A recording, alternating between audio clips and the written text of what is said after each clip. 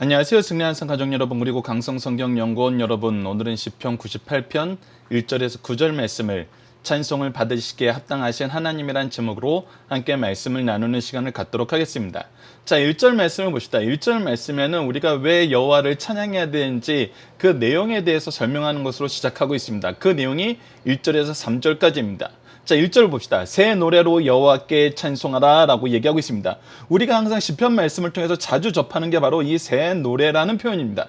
새 노래라는 것은 우리가 기존에 있던 찬양이 이제 질려지고 이것이 이제 낡아져서 더 이상 이걸로는 좀 기분이 나지 않아, 이런 의미가 아닙니다. 새 노래라는 것은 무엇이냐면 우리가 지금 여호와를 찬송하는 삶을 살고 있는데 하나님께서 우리에게 날마다 그의 구원의 역사, 그의 새로운 능력의 역사, 영광의 역사를 우리가 보여주기 때문에 우리가 한 가지 경험 가지고 그것을 평생 찬양하는 것이 아니라 날마다 우리를 새롭게 하시고 하나님의 긍휼과 은총을 우리에게 날마다 부어주시는 그 모습을 통해서 우리가 하나님을 알아가는 것이 점점 더 깊어지고 넓어진다는 것입니다. 그래서 어제의 노래가 확장돼서 오늘의 또 새로운 노래가 되고 오늘의 노래가 확장되어서 내일의 새 노래가 된다는 것입니다.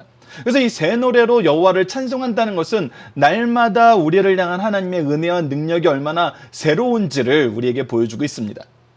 근데 이 새 노래로 여호와를 찬양하는데 우리가 그 새 노래를 찬양하게 된 계기가 무엇이냐면 그는 기이한 일을 행하사라고 하고 있습니다. 우리가 이번 주 특강호를 통해서 이 기이한 일에 대해서 살펴볼 건데, 기이하다는 것은 무슨 뜻이냐면 놀라운 일이란 겁니다. 사람이 할 수 없는 일이란 거예요. 즉 이 일은 무엇이냐면 오직 하나님만이 하실 수 있는 일임을 나타냄으로써 행하신 일이란 거예요.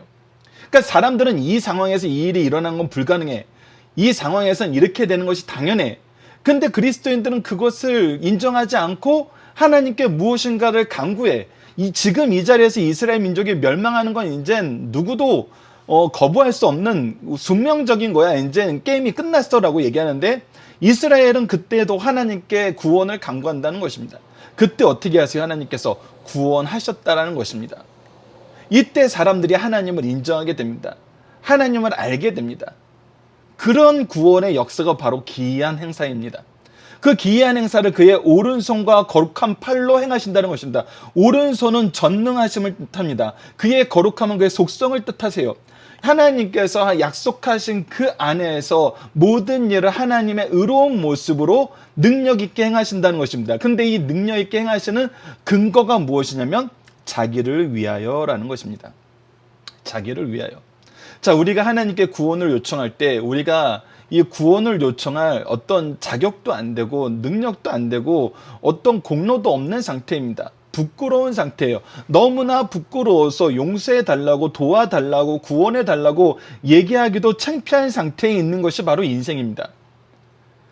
그래서 우리가 일반적으로 일반 사람들 사이의 관계에서 볼 때는 내가 이렇게 자격도 없고 아무것도 없는데 저 좀 구해주세요 그러면 당연히 그때 무엇이 오냐면 비난이 오게 된다는 것입니다. 네가 뭘 잘했다고, 네가 그동안 했던 모습이 얼마나 악한 것인데 네가 도대체 무엇으로 네 구원을 얘기할 만한 뻔뻔함이 남아있느냐고 얘기할 수 있어요. 근데 하나님께서 우리에게 그의 구원을 약속하시고 그의 구원을 베푸실 때 우리의 자격이나 우리의 현재의 어떤 공로나 그동안의 어떤 역사적인 사건에 의해서 평가해서 그거에 대한 가치를 좀 높여주시는 것이 아니라 하나님의 이름을 위해서, 즉 하나님이 우리를 구원하시겠다고 약속하셨던 그 약속에 의해서, 그렇기 때문에 자기를 위하여 구원을 베푸셨다라고 얘기했을 때 무엇이 나타나는 거냐면 바로 하나님의 은혜가 나타나는 겁니다. 전적인 은혜가 나타나는 겁니다. 그래서 1절 말씀은 하나님의 구원의 이 성격을 그대로 드러내 줍니다. 새 노래로 우리가 여호와를 찬양할 수 있는 이유는 뭐냐면 그의 기이한 역사 때문이에요. 오직 하나님만 하실 수 있는 하나님의 능력의 역사를 우리에게 보여줬기 때문이에요. 그래서 그의 오른손, 그의 전능성이 나타나고 그의 거룩함, 그의 선하심이 나타나요. 그래서 이 거룩하심과 선하심이 나타나는 원인은 무엇이냐면 하나님께서 우리를 향한 구원의 약속을 해주셨기 때문이라는 거예요.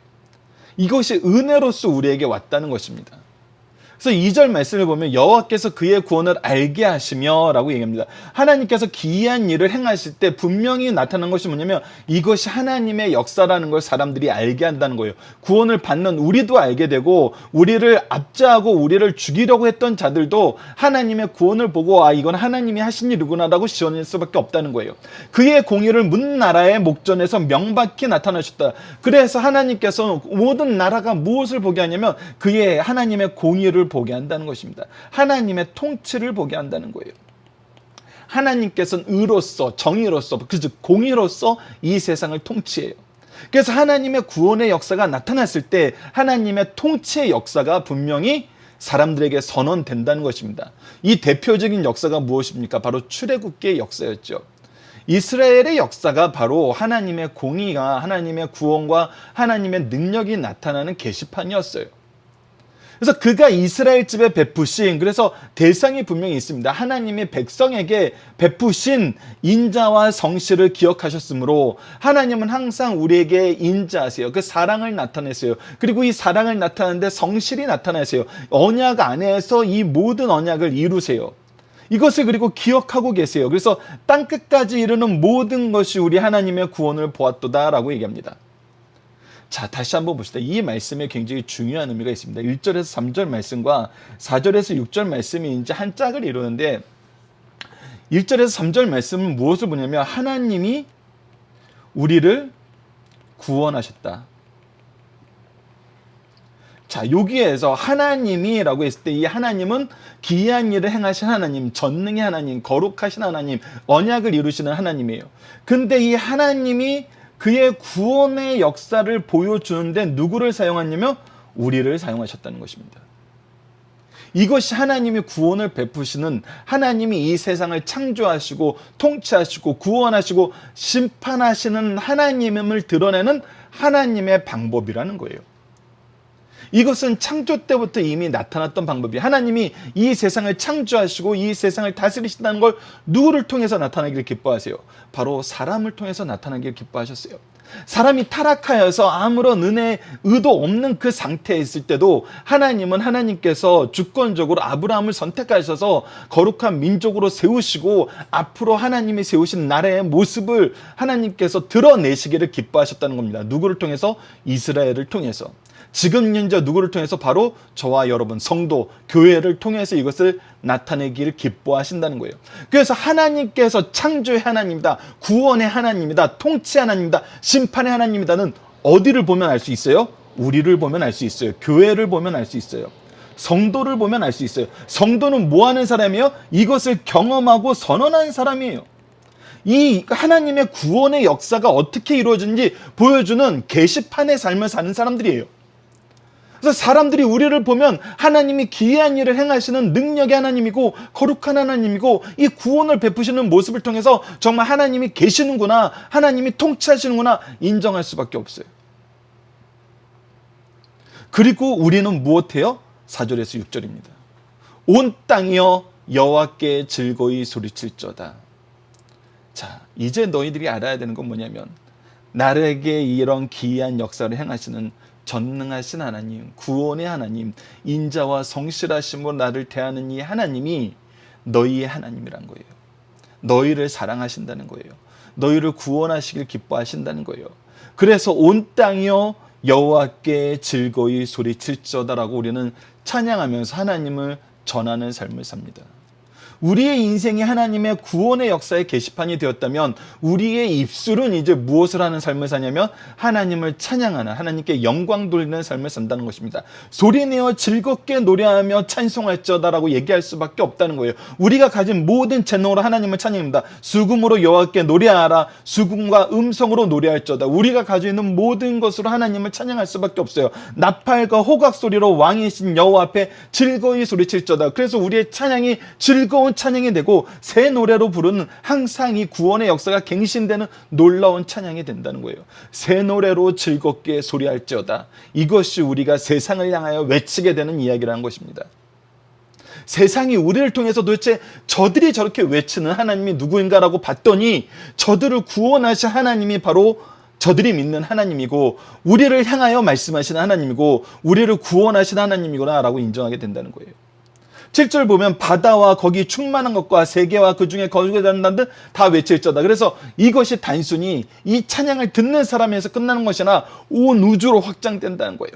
모든 자연으로, 자연에 소속된 모든 존재들에게, 즉 하나님이 창조하신 모든 우주는 하나님을 찬송할 수밖에 없다는 것입니다. 그것이 8절에서 결론으로 얘기해 줍니다. 여호와 앞에 큰 물은 박수할지어다, 산악이 함께 즐겁게 노래할지어다. 우리의 구원을 보고 우리를 통해서 하나님은 하나님 되심을 나타내길 기뻐하시고 우리의 입술의 찬양을 통해서 온 우주가 이 찬양에 동참하게 하는 것을 기뻐하시는 하나님이라는 겁니다. 9절을 봅시다. 그가 땅을 심판하러 임하실 것입니다. 그래서 우리가 분명히 알아야 되는 건 뭐냐면 마지막에 하나님께서 선악과는 모든 것을 심판하신다는 것입니다. 하나님의 공의의 통치는 완성된다는 거예요. 그가 의로 세상을 판단하시며 공평으로 그의 백성을 심판하시리로다. 그래서 너희들이 이제 알아야 되는 건 뭐냐면 너희들의 구원의 하나님은 창조의 하나님이고 통치 하나님이고 능력의 하나님이다. 그 하나님이 앞으로 무엇을 하신다? 심판을 하신다. 이것이 바로 구속사의 내용입니다. 창조의 하나님, 기이한 일로서 통치하시고 구원을 베푸신 하나님, 우리의 찬양을 받으시기에 합당하신 하나님, 이 하나님이 이제는 심판하러 오신다는 거예요. 그래서 모든 사람은 하나님 앞에 설 수밖에 없다는 것입니다. 그 앞에서 자기의 죄에 대해서, 하나님의 구원에 대해서 우리는 시인할 수밖에 없다는 거예요. 자, 이 말씀을 좀 이따 적용하기 위해서 우리가 좀 더 보도록 하고 본문 묵상을 통해서 간단하게 복습합시다. 하나님의 베푸신 구원의 특징은 무엇입니까? 그가 기이한 일로서 구원하시고 그의 오른손과 거룩한 팔로 구원을 베푸시길 기뻐하세요. 그래서 하나님의 기이한 역사는 하나님의 능력의 역사예요. 하나님만 하실 수 있는 거예요. 그리고 그의 오른손은 전능하심을 뜻하고 그의 거룩함은 의로우심을 뜻해요. 그래서 그의 구원을 분명히 알게 한다는 것입니다. 이 기이한 일이 오직 하나님이 할 수 있음을, 하나님밖에 할 수 없음을 알게 한다는 거예요. 그래서 그의 공의가 문 나라에 명백하게 드러난다는 것입니다. 하나님께서 이를 감추고 하지 않으세요. 이스라엘 민족을 구원하심으로써 모든 나라가 그것을 보게 하세요. 그가 이스라엘의 집에 베푸신 인자와 성실을 기억하셨으므로 땅끝까지 이르는 모든 것이 우리 하나님의 구원을 보았도다. 그래서 하나님의 구원은 우리를 통해서 계시된다는 것입니다. 우리의 삶은 어떤 삶이 되기를 바랬을 때 놀라운 능력의 삶, 승리의 삶이 되냐면 하나님의 구원이 계시되는 인생이 되길 원했을 때 우리는 정말 놀라운 삶, 능력의 삶, 승리의 삶을 사는 것입니다. 두 번째, 하나님의 구원의 역사를 통해서 우리는 무엇을 선언할 수 있나요? 즐거이 소리칠지어다. 즐겁게 노래하며 찬송할지어다. 수금과 음성으로 노래할지어다. 왕께 즐거이 소리칠지어다. 외칠지어다. 노래할지어다. 뭐예요? 너희들은 찬양해야 된다. 너희들은 하나님께 영광 돌리는 삶을 살아야 된다. 우리가 이것을 선언할 수 있다는 거예요. 그래서 우리의 선언 듣고 하나님의 전에 나와서 하나님의 구원의 역사를 경험하고 보고 인정하게 되는 삶을 사는 것입니다. 그래서 하나님께서 이루신 심판의 특징은 무엇입니까? 하나님께서 그 모든 것을 의롭게 판단하시고 공평으로 그의 백성을 심판하시는 의와 공평의 심판이는 우리에게 분명히 알게 하시고 이 안에서 우리는 하나님의 기준으로 삶을 살게 된다는 것입니다. 자, 본문의 중심 사상을 봅시다. 첫 번째, 나와 열방을 구원하신 하나님을 찬양하자.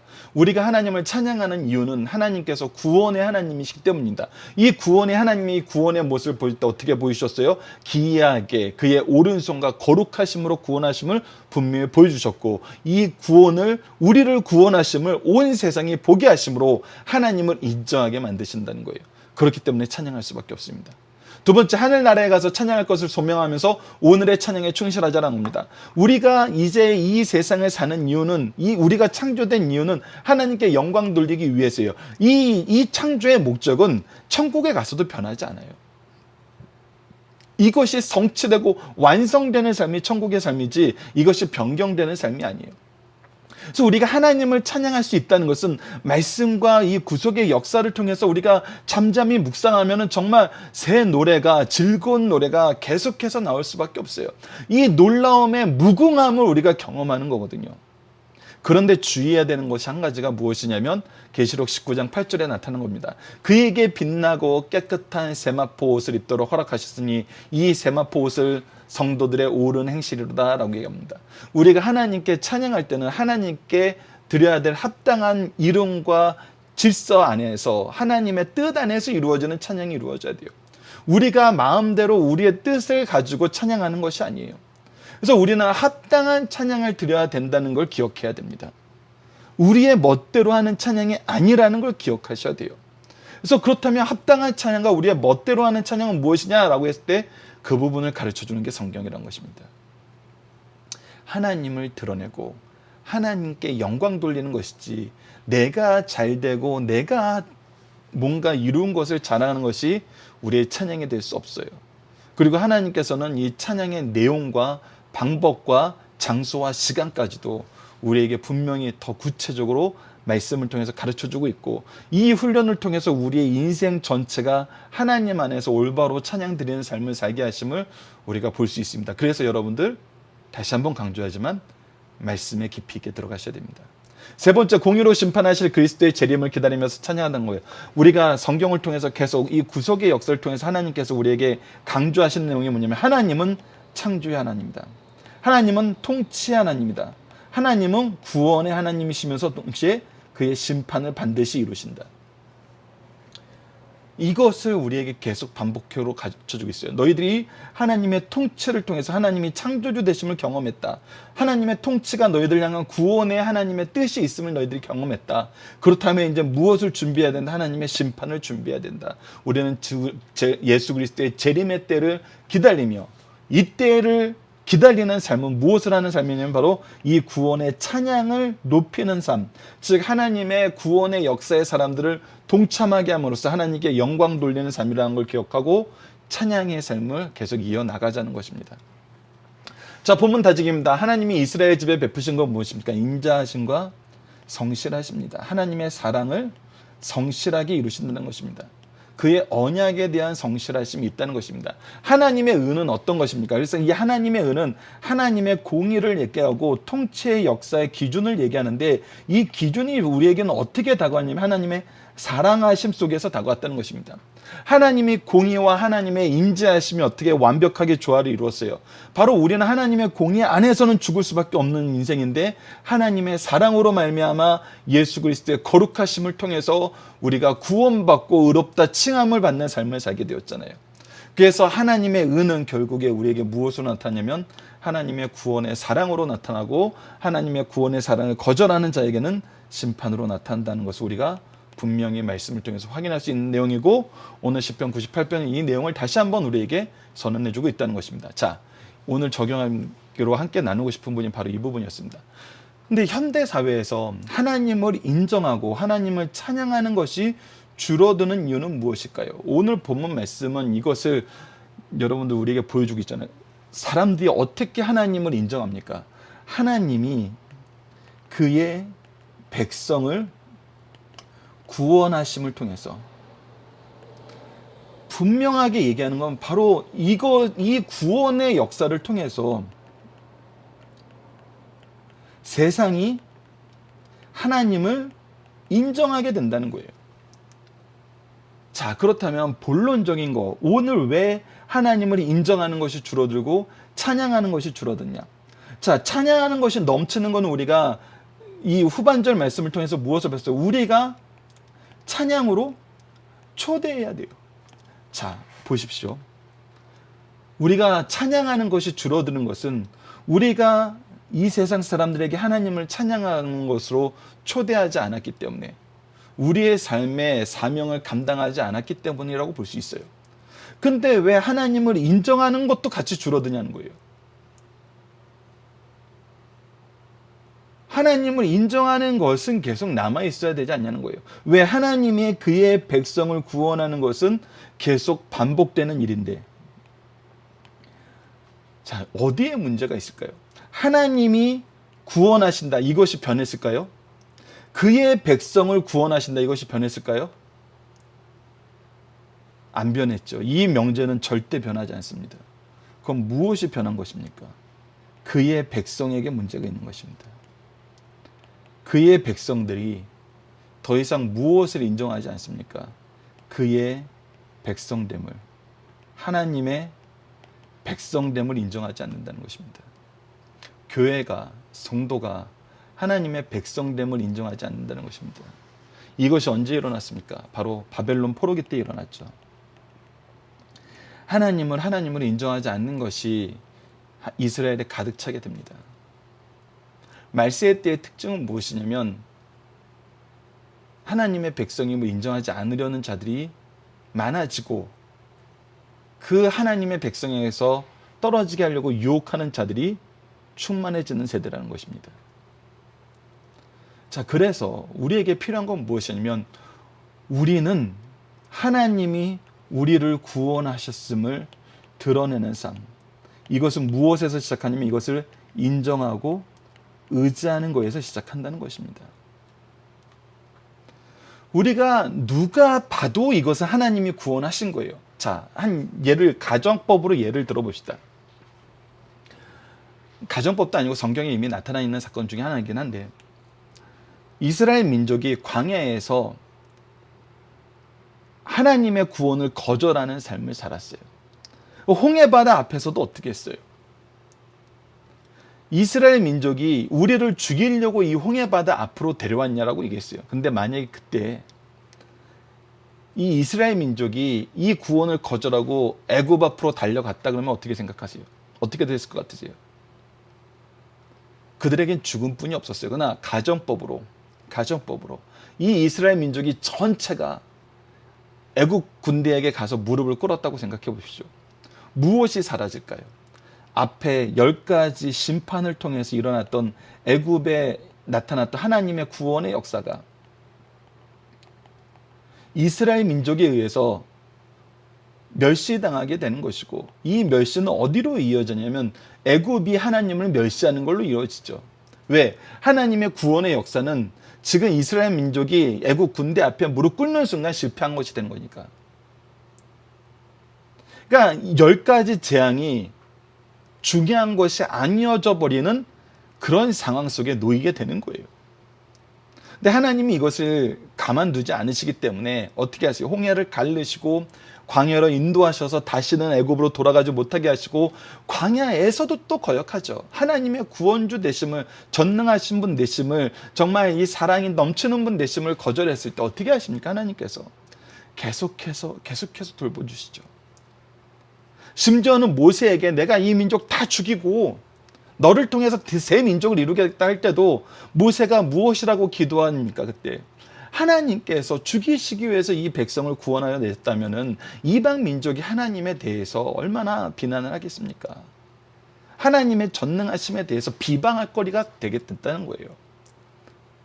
그렇기 때문에 그의 백성이 하나님의 구원을 인정하고 의지한다는 것은 하나님께서 이 구원의 역사를 세상에 보여주실 때 얼마나 중요한 하나님의 장치고 하나님의 방법이라는 걸 우리가 인정해야 돼요. 그래서 사실 현대 사회가 하나님을 인정하고 하나님을 찬양한 것이 줄어드는 이유는 하나님의 구원의 역사가 사라져서가 아니에요. 하나님이 하나님 되심이 이제 더 이상 나타나지 않는 시대가 돼서 그런 것이 아니에요. 예전에는 뭔가 우리가 알 수 없는 것을 과학적으로 분석할 수 있게 되어서 하나님을 안 믿게 되는 것이 아니란 거예요. 그래서 세상 사람들이 그렇게 얘기하는 건데 사실 하나님을 인정하는 거, 하나님을 찬양하는 것이 줄어들 때는 우리가 하나님의 백성됨을 인정하지 않고 우리가 하나님 찬양하는 삶을 살지 않았을 때 세상은 하나님을 더욱더 인정하지 않고 하나님을 더욱더 찬양하지 않게 된다는 거예요. 근데 우리가 분명히 알아야 되는 거예요. 그렇다면 하나님이 우리의 찬양을 받으시지 않으면 하나님됨이 나타나지 않는 것이냐라고 얘기할 수 있어요. 우리의 지원을 받지 않으면 하나님이 영광 받으시지 못하는 겁니까? 라고 얘기할 수 있어요. 그러나 그거는 또 세상 종교적인 기준으로 잘못 해석하는 것이고 이때 하나님은 어떻게 역사하셨습니까? 오늘 본문 말씀 마지막에서 나타난 것처럼 심판하셨다는 것입니다.